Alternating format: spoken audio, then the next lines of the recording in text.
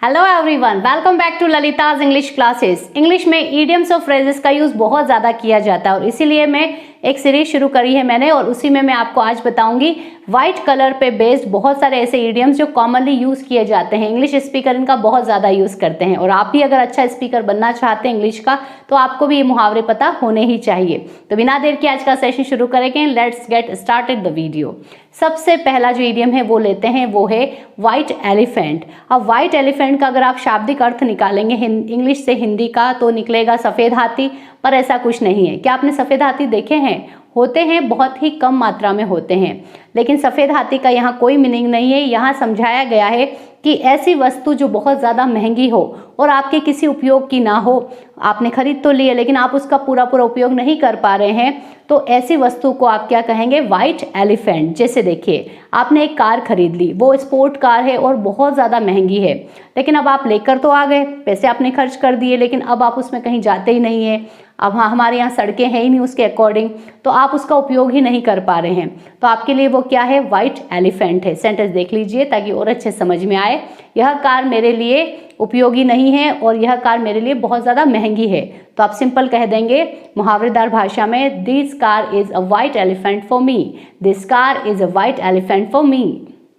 Next हमारा idiom है वो भी काफ़ी इंटरेस्टिंग है, ब्लैक एंड व्हाइट। अब काला और सफ़ेद बिल्कुल मीनिंग नहीं है यहाँ, इसका मतलब है लिखित रूप में।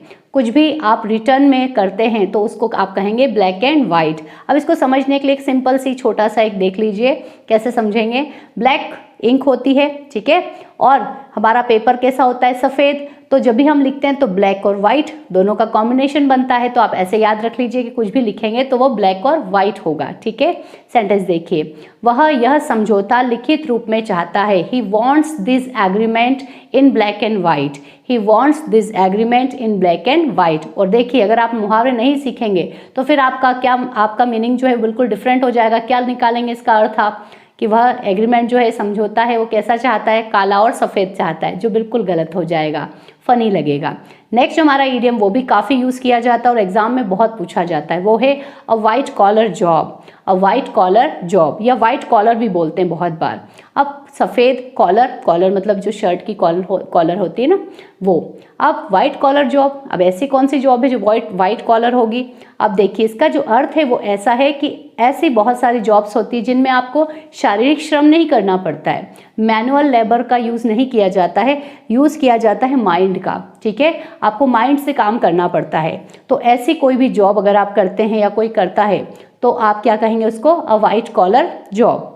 और ऐसी जॉब की जो पेमेंट होती है वो बहुत ज़्यादा हाई होती है और अधिकतर लोग ऐसी ही पेमेंट आजकल करना चाहते हैं जिनमें उनको मानसिक काम करना पड़े, शारीरिक काम कम करना पड़े शरीर से, और उनको जो पेमेंट है वो ज़्यादा मिले। तो ये होगा वाइट कॉलर जॉब।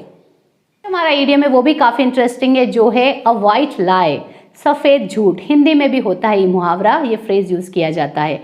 सफ़ेद झूठ मतलब या वाइट लाई मतलब एक ऐसा छोटा सा झूठ, मतलब ज़्यादा बड़ा नहीं, छोटा सा झूठ जिससे किसी की भी हानि ना हो, जिससे किसी का कोई नुकसान ना हो, जो ऐसे ही बोला गया हो, किसी के भी फ़ायदे के लिए ही बोला जाता है। बहुत बार ऐसा कहते हैं ना कि जो झूठ किसी के फ़ायदे के लिए बोला जाए वो झूठ नहीं होता है।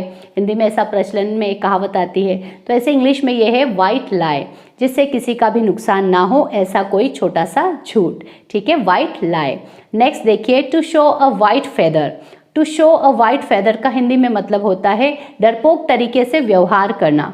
बहुत सारे लोगों को आपने देखा होगा कि वो बहुत ज़्यादा डरते हैं, बात बात पर डर जाते हैं, छोटी छोटी बातों से डर जाते हैं। तो ऐसा व्यवहार कोई अगर करता हो तो आप उसको इडियोमेटिक मुहावरेदार भाषा में बोल सकते हैं, to show a white feather. आज के हमारे वीडियो का लास्ट जो इडियम है वो रहेगा as white as ghost. As white as ghost. Ghost मतलब आप सबको पता होगा भूत, बचपन में भी आपने सुना होगा ये वर्ड। तो गोस्ट मतलब भूत। कैसे?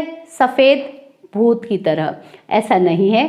इसका मतलब है कि डर की वजह से जब भी किसी का चेहरा फीका पड़ जाए, सफ़ेद पड़ जाता है, चेहरा सफ़ेद पड़ जाना, फीका पड़ जाना से वर्ड हम हिंदी में भी यूज़ करते हैं, तब आप इस इडियम का मुहावरे का यूज़ कर सकते हैं, एज वाइट एज गोस्ट। तो आज आपने सीखे बहुत सारे ऐसे इडियम जो वाइट कलर पर बेस्ड थे, जो बहुत ही ज़्यादा इंपॉर्टेंट थे।